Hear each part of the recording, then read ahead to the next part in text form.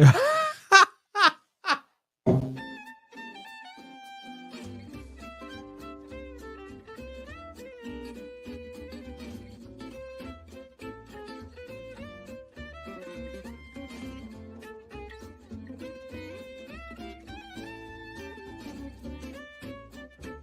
do, neighbor.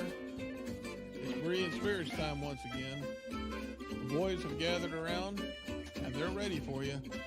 So join in, make comments, and study with the guys as they try to study as the Bereans did in Acts chapter 17. And now, here's the guys.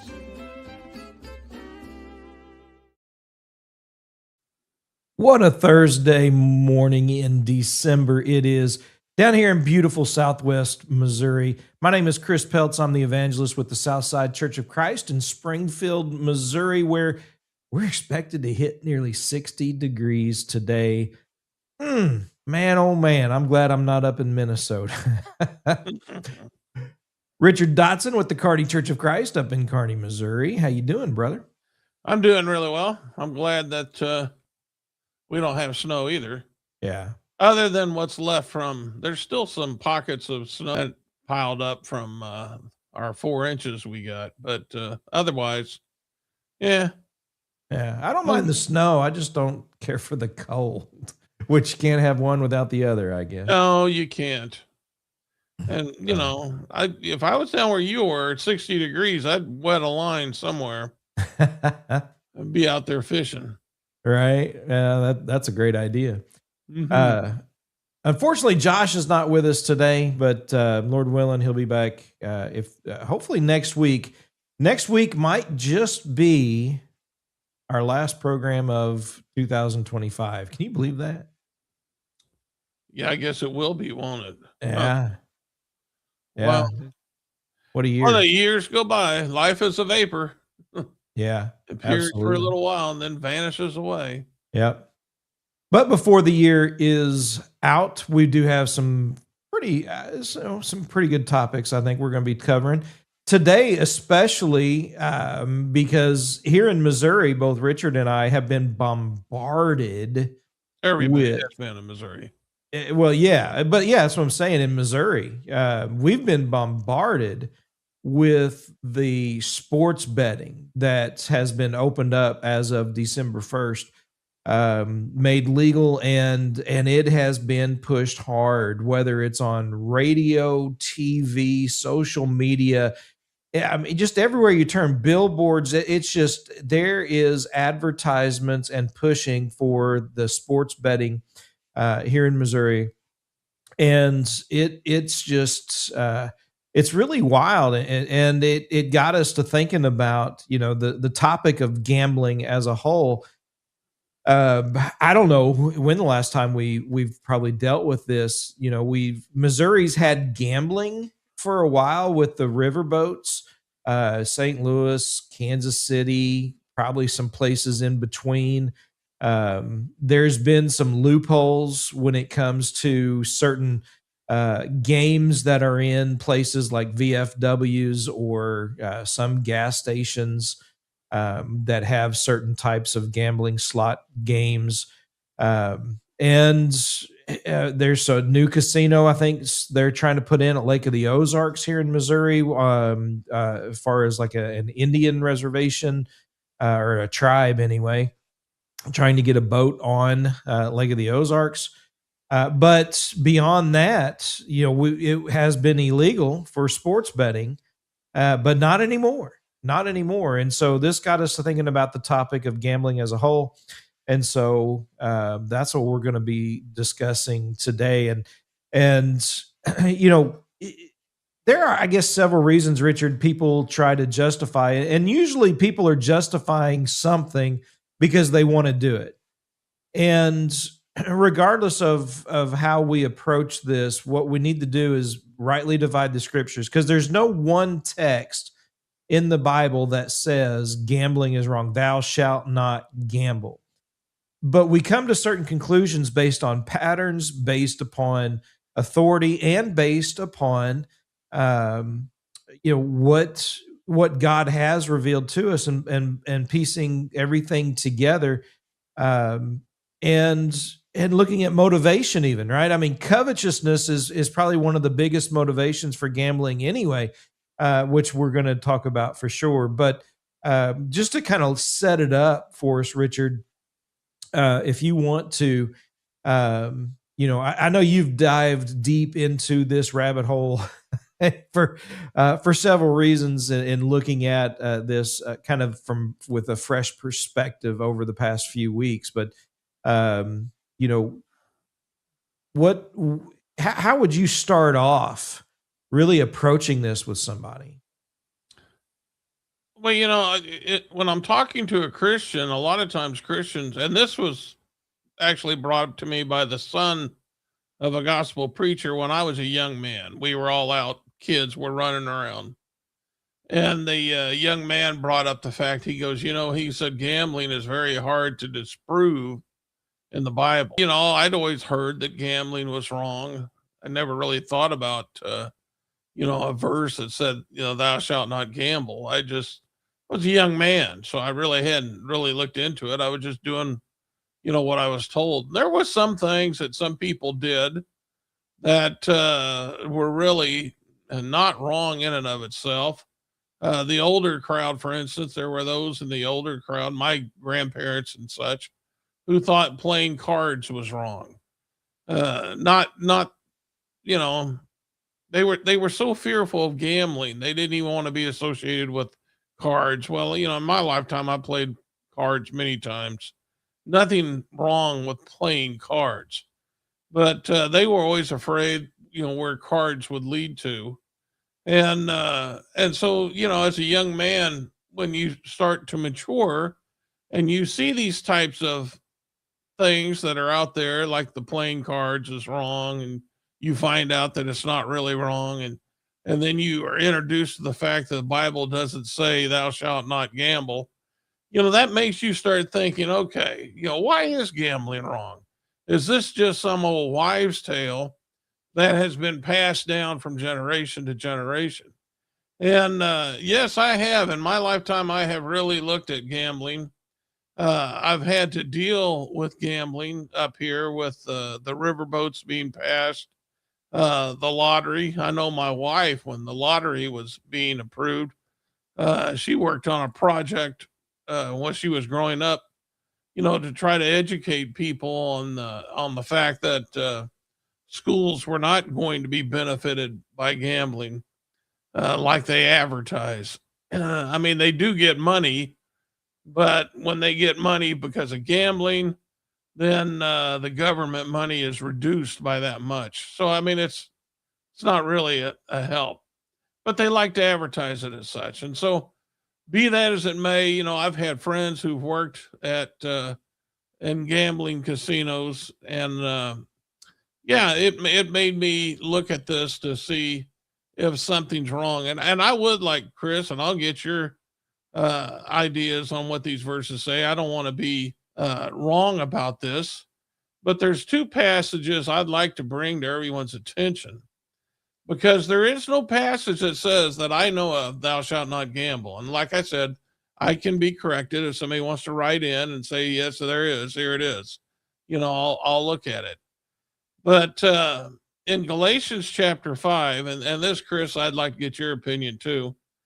In Galatians chapter 5 and verse 19 through 21, it lists various sins that are categorized as the work of the flesh. And in verse 21, after it goes through, a list of various things that Paul calls as the work of the flesh, it ends the murders, drunkenness, and revelries, which I'm just catching up in mid phrase. But there's this part right here that I want to bring up, and it says, and the like, or in King James Version, I think it says, and such like. And he says, of which I tell you beforehand, just as I told you in times past, those who practice such things will not inherit the kingdom of God. And it's those things right there that tell me, okay, Paul's not making a hard list of the works of the flesh. He's given us a portion of the works of the flesh, but he's not giving us a hard saying this. He's saying when he uses that phrase and such like, or and the like, he's saying there's other things. That's my conclusion. There's other things. Well, what are those other things? Well, I think in Hebrews chapter 5 and verse 14, when he is making a comparison of the milk of the gospel and the strong meat of the gospel, he says this, and I think this kind of gives us a clue, and it kind of, I think, Chris, goes into what you were saying at the beginning of the show. Paul said, or whoever wrote Hebrews, I think it's Paul, but it says strong meat belongs to them who are full age, even those who by reason of use have their senses exercised to discern both good and evil. All right, so what I'm wondering is since there is no passage that says thou shalt not gamble, and there's other sins, as I think, things that may be wrong as well, that how do we determine if they're wrong? How do we know this isn't like Galatians 5:21 says, and such like? How do we know? How can we exercise our senses to discern good and evil? And I believe this goes back to what Jesus said in Matthew chapter 7 in his Sermon on the Mount. And I'll just read verse 15 through 20, if you don't mind. He says, beware of false prophets, which come to you in sheep's clothing, but inwardly they are ravening wolves. And he says, you shall know them by their fruits. Do men gather grapes or thorns or figs of thistles? Even so, every good tree brings forth good fruit, and a corrupt tree brings forth evil fruit. A good tree cannot bring forth evil fruit, neither can a corrupt tree bring forth good fruit. Every tree that brings not forth good fruit is hewn down and cast in the fire. And there, this is the phrase, wherefore by their fruits you shall know them. And what I am thinking is that when we see something that is bearing bad fruit, then our senses should be exercised to the point we can discern good and evil. And that would be categorized as something that would be included in Galatians 5:21 as the and such like, or and the like. And Chris, I'd like to get your opinion on that conclusion on that. Well, I mean, I think it's spot on. I think the way you set that up and walk through that very methodically, I think is helpful for a lot of people if they're willing to pay attention and truly seeking the truth. The idea of that such like, I think that one of the reasons I like that phrase in that particular text for this study, because when you look at what is mentioned, and how many of those things are so often associated with gambling, right? I mean, you look at some of those things and you see what's associated with gambling. You see what surrounds it, and the environment that you place yourself in. Of course, I mean, granted, now you can do it from your own home with an app, but prior to that, look at what surrounded, everything about gambling, and that's what you have is those things, and I think also from that, when you going from Galatians chapter 5:21 over to Hebrews chapter 5 verses 12 through 14, you've got this idea now of exercising your senses to discern good and evil. And I think that in and of itself shows you that the Bible doesn't always say, list every single sin. Thou shalt not do this. Thou shalt not do that. It's kind of like in the last chapter of the Gospel of John, where John writes that there are many more things that Jesus did, right? That where if they were written down, the world couldn't hold all the books. And I think that's the point. God expects us to use reason and logic and the scriptures to put these things together and to understand what is good and what is bad. And and ultimately it comes down to the fruit that is being bore, as you brought together there in Matthew chapter 7, 15 through 20, the idea of bearing fruit. What kind of fruit are you bearing when you engage in these activities?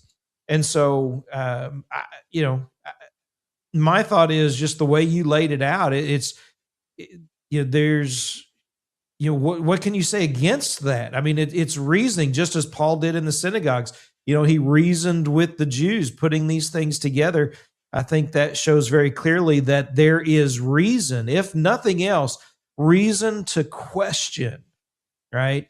And bring into doubt whether or not this is something that Christians ought, whether anybody ultimately, but particularly Christians ought to be engaging in. Linda Wilson shares a comment, and I think that it needs to be included, her thought here, because it does reflect, I believe, what Christians should be engaged in. She's are a gift or blessing from God, which I agree. She says, I feel I should not gamble or spend money on the lottery just to lose it and waste it, as the money could go to my family and church.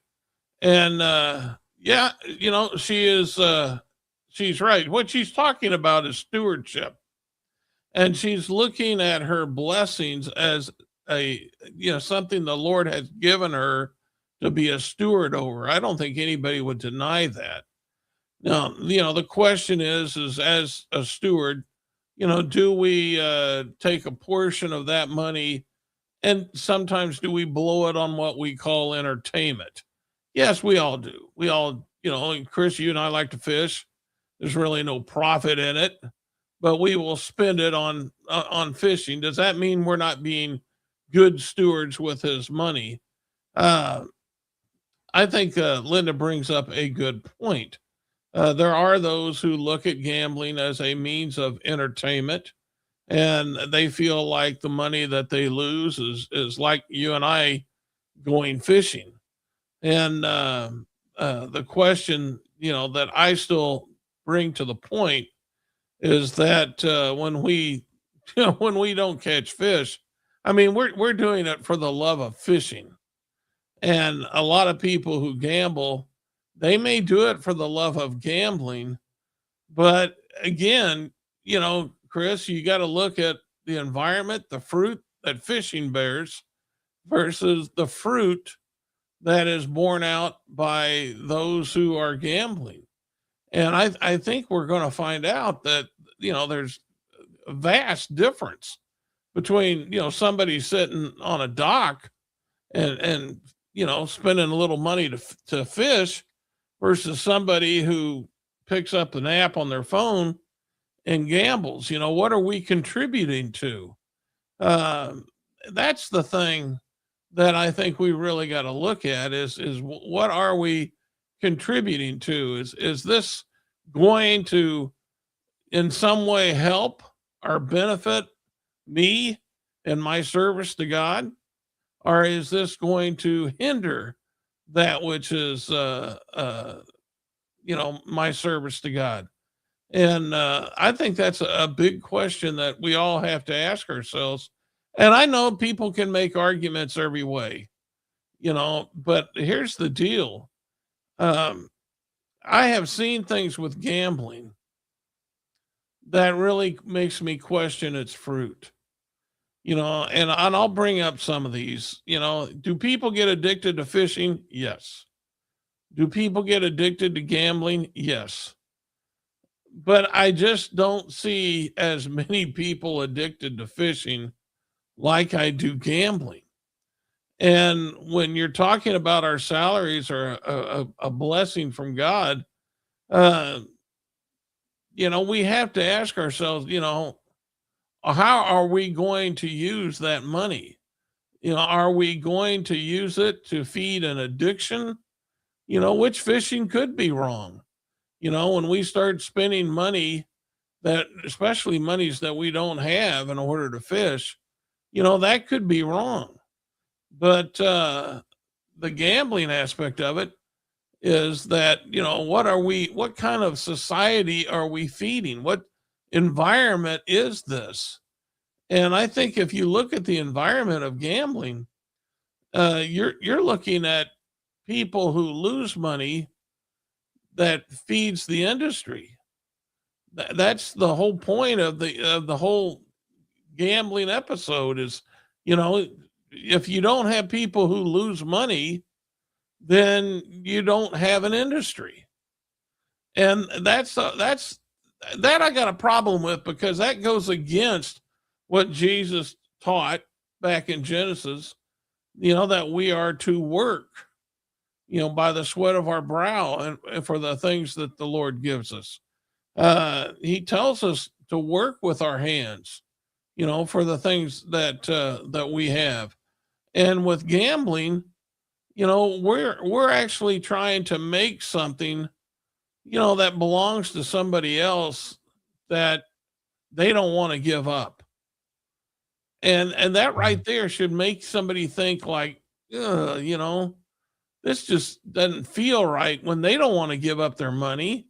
I mean, they may be willing to gamble it, but they don't want to give it up, and that goes against the law of commerce. It does go against the law of labor. I mean, Chris, if I go to get a job from you and you say, look, I want you to work in my garden and I'm going to pay you this agreement. And so there's no, you're getting something for your money and I'm getting something for my labor. Or if I go to buy something from you, if I say, Chris, I want to buy your car. Okay, I'm getting something for your car, and you're getting something. Nobody is being, at a loss.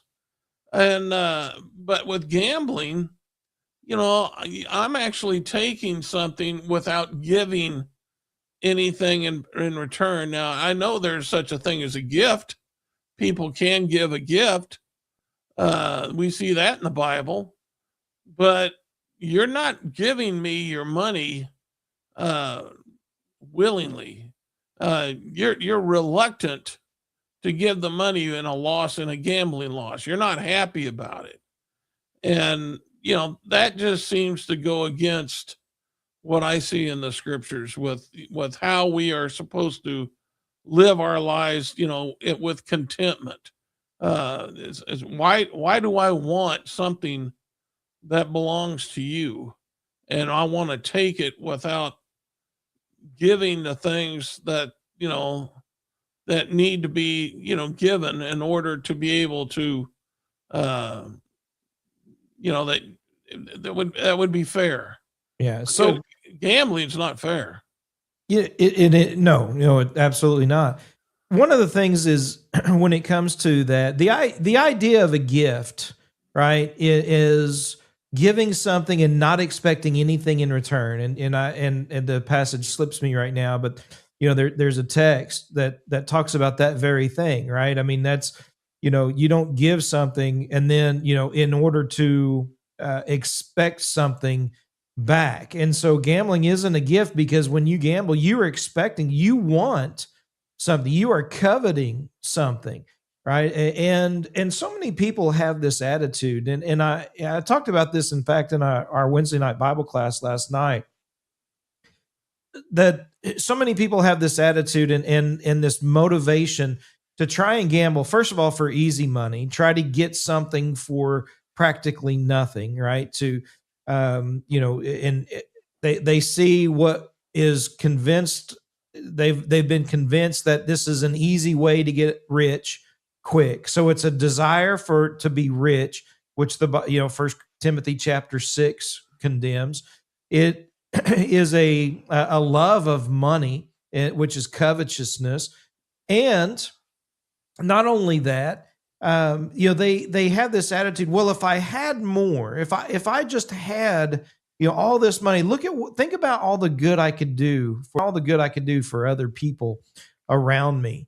And the problem with that is, rather than use what you have for the Lord and to help others, you're withholding that, trying to get more, and usually the majority of people lose money, right? They lose that which they put into gambling, and so that money is just gone like a vapor, and and nothing good comes about it. Nothing good for those in need. Nothing good for the church. Nothing good for you or your family has come from it, other than just simply loss. And then people claim, "Well, you're a victim due to it, but it's self-inflicted, right? You've engaged in this. You're the one who willingly gave, and while you were hoping to get something in return, and it didn't happen, and you claim you're a victim." Well, that's what gambling is all about. And so it oftentimes is self-inflicted, and it also, as I pointed out, goes to that idea of, many people think, "Oh, well, I could do so much good." That usually means they're not doing anything with what they have now for good. And so, the question is, what are you doing now? Quit focusing on trying to have, right? And just simply focus on what you can do with what you have. And gambling turns your attention away from that.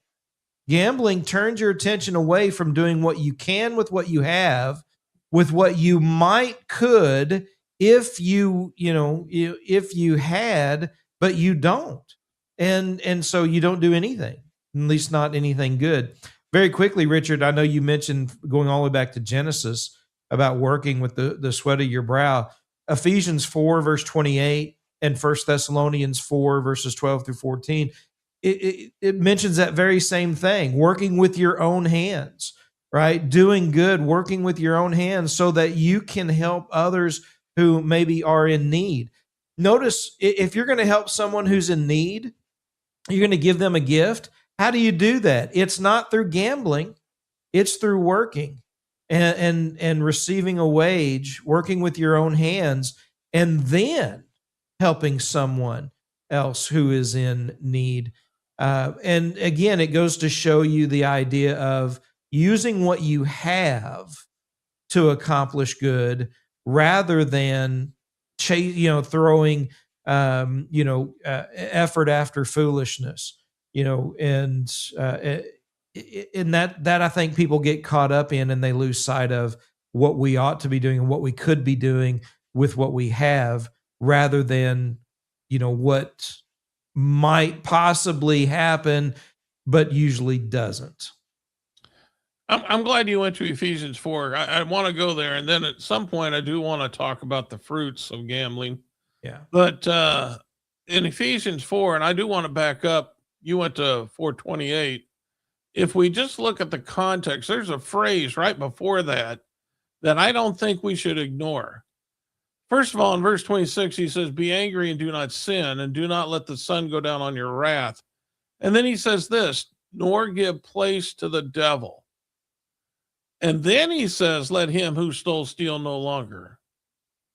All right, that phrase, "nor give place to the devil."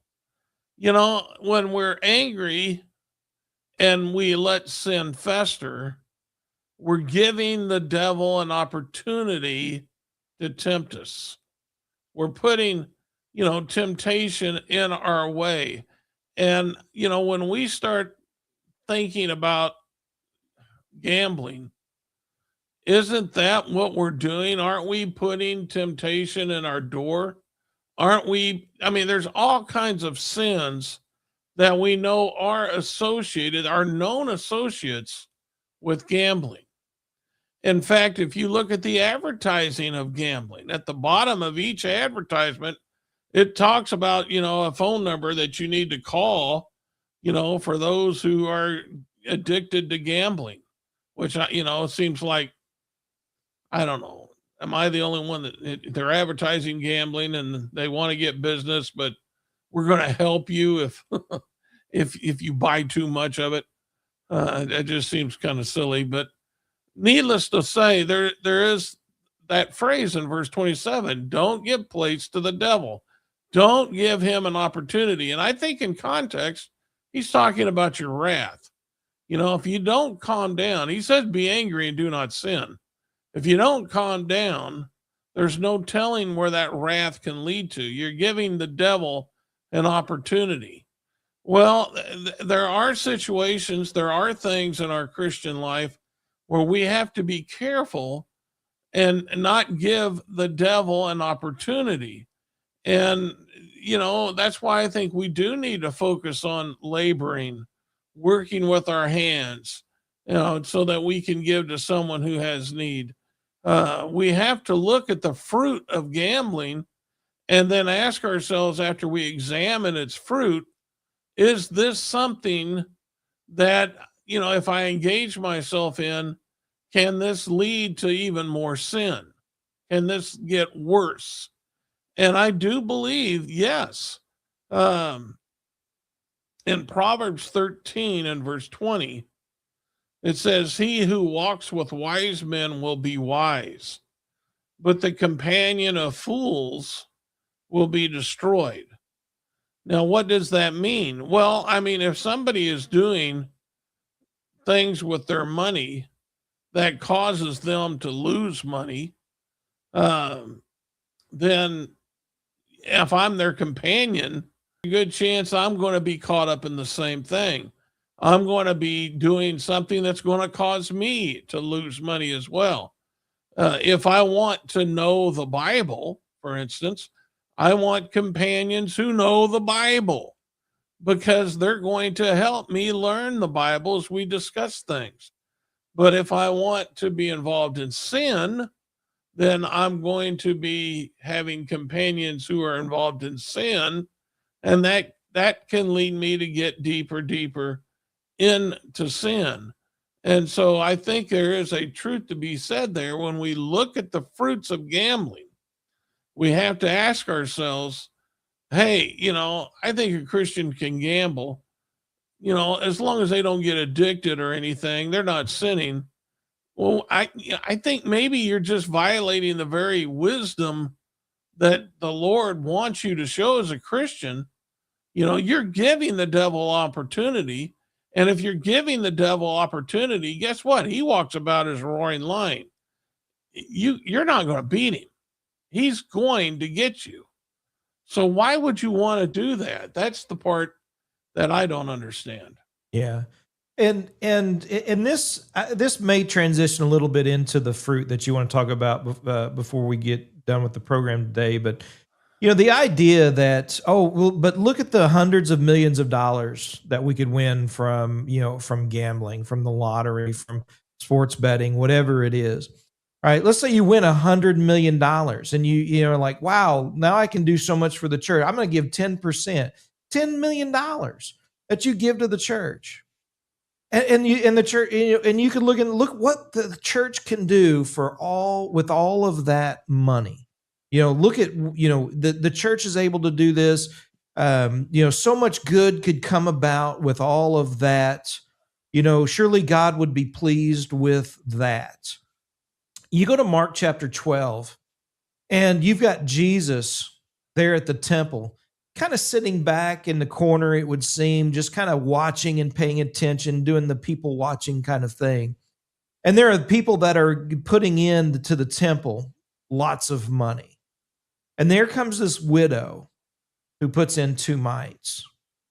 And first of all, Jesus is paying attention. That's the first thing we need to notice in that particular. He cares about our giving. But also, notice who he says gave more, right? The widow with 2 mites gave more than those because she gave out of her her necessity, or what she had, out of everything she had, rather than out of her abundance, right? The others were giving out of their abundance. It really wasn't costing them anything. To give, even though it was so much more according to man. But God was looking at the heart, and God was saying, here was a woman who had very little, and she gave all she had for the Lord, what she was doing with what she had. And Jesus is pointing out, right, the fruit that she's bearing, she's laying up for herself treasures in heaven. That's the idea of the bearing of fruit that comes from that. And so you could look and say, but I could give so much more. And yet Jesus, he isn't praising those who were giving a lot. He was praising those who were giving, out of their livelihood as opposed to out of their abundance. And that's where true fruit is really going to be bore out. Go ahead, Richard. I think that when we start thinking about gambling, and if anyone who's listening might be a younger man, I would just hope. I'm an older man. I'm in my 60s, and I've gone through this. So like talked about how I was introduced, to gambling as a young man, and I've lived my life watching gambling. I've watched how it got accepted in the society up here in my area, with the river boats and the lottery and all that stuff. And now we got the sports gambling, which makes it so easy to use your phone. I've seen these things. I've lived a life, and so now I want to share what I have seen. And I think this bears out. With gambling always bears corruption. There's always been corruption involved with gambling. You go to any casino, and you're going to find at a casino, you're going to find prostitutes, you're going to find drunks, because they serve drinks, and the prostitutes are not, they're not prosecuted by law there. So you have that taking place.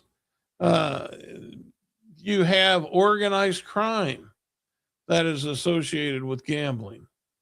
All these things have always been associated with gambling. And even with the way gambling got approved here in Missouri, there was signs of corruption. We had a speaker of the Missouri House, who had to, he got, if I remember, impeached because it came out that he was paid off to get gambling approved. So there's corruption there. I mean, constantly over and over again, we see corruption associated with gambling. And I can't help but go to passages like 1 Corinthians 15:33, be not deceived, evil company corrupts good habits.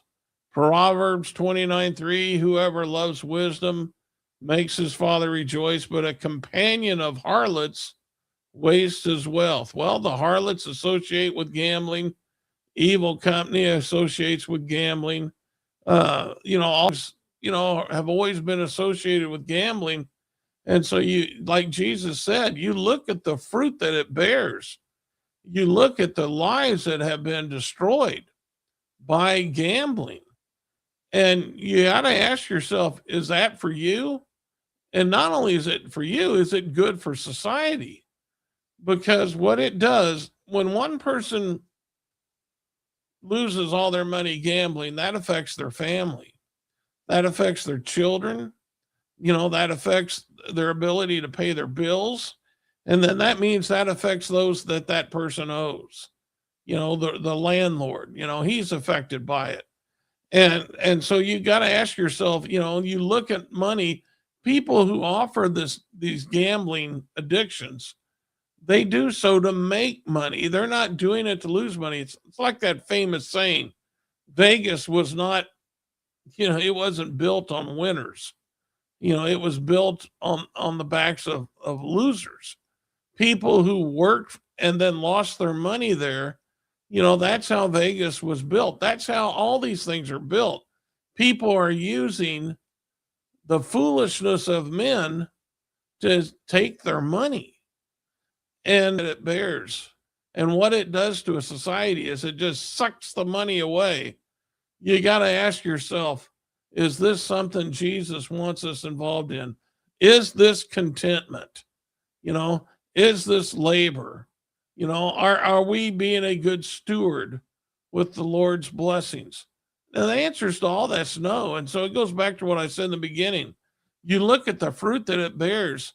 And so your senses need to be exercised to be able to say, this isn't good. This isn't some place that I want to be. And, Chris and I talked about this show before we even did it. And I said, Chris, go to a casino and start preaching. Have a church meet in a casino and start singing hymns. They're going to kick you out.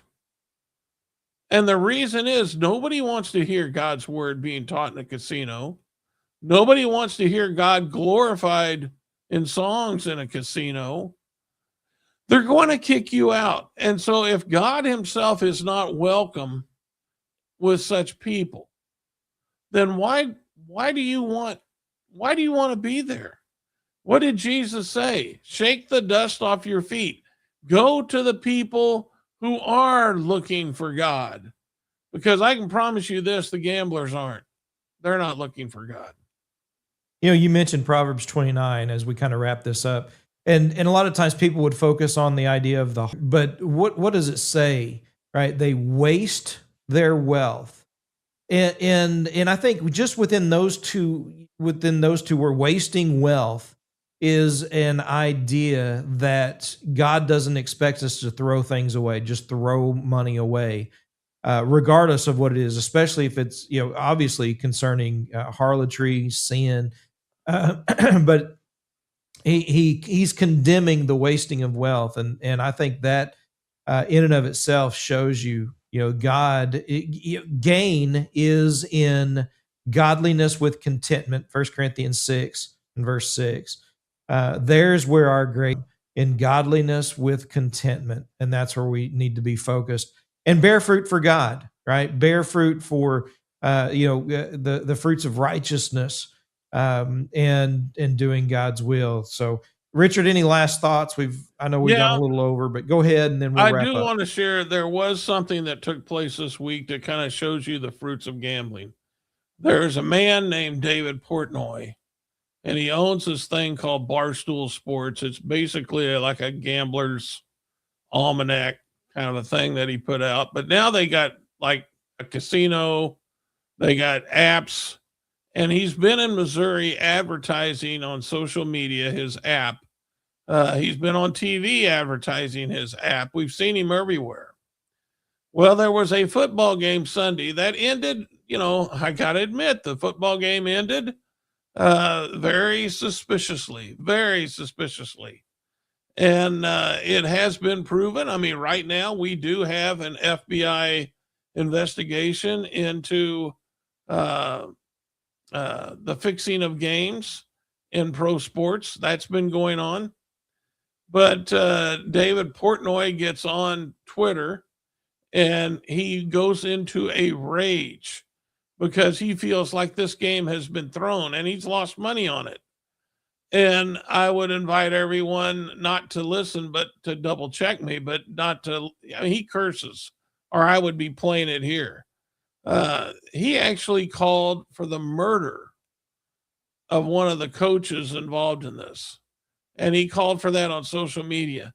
And the only reason I'm bringing that up to you is that's the guy who's trying to sell you on gambling. He's the guy. He's trying to sell you on gambling, and he's calling for the murder of a head coach. Now, if you think that's what Christ want his saints to be involved in with people like that, then I don't understand my Bible. Yeah. That's my last point. And he, real quick, just in case, he did say he retracted that statement, right? It doesn't matter; it's already out there. I know, but just to cover our bases, just in case. Yes, he did. He apologized the next day, but still. Yeah, but that's the kind of person who says things like that on social. Yeah. He knew it. He had to, first of all, record what he said, and then know what he said, and then actually publish it. Yeah. So, right. I mean, he knew what he was doing. Absolutely. So, yeah. I mean, you have to ask yourself, if he'd had a gun, he was so angry. If he had had a gun and the coach had been there, would he have used that gun?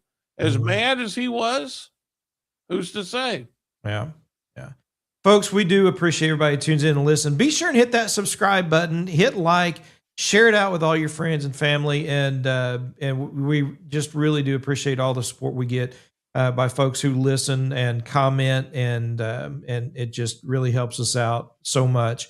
Hopefully, we'll be back next week, but that would be the last program for the year 2025. So we're looking forward to that. And hopefully Josh will be back with us next week before so we can wrap up the year. Until next week, though, remember to search the scriptures with Berean spirits.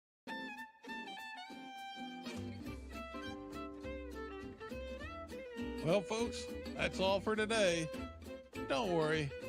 Lord willing, the guys will be back next week for another Bible study on Berean spirits. Until then, let the guys hear from you. Drop them some email at bereanspirits@gmail.com. They'd love to hear from you. Until next time, let's keep studying that Bible.